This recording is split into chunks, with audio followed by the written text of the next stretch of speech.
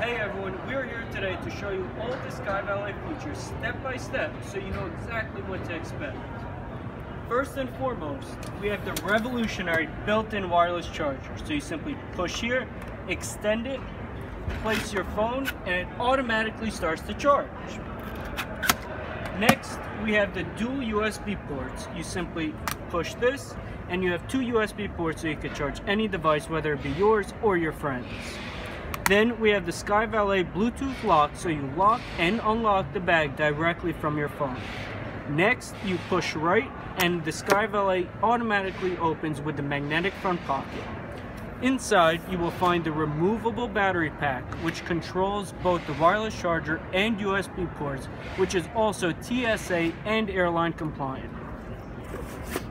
Next, you push left, and the zippers of the SkyValet pop open, and you can open the SkyValet with ease.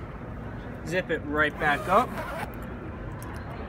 put them back in, and then lastly, we have the revolutionary shark wheels, which makes traveling over rough and uneven surfaces much easier, while also the wheels are much more durable.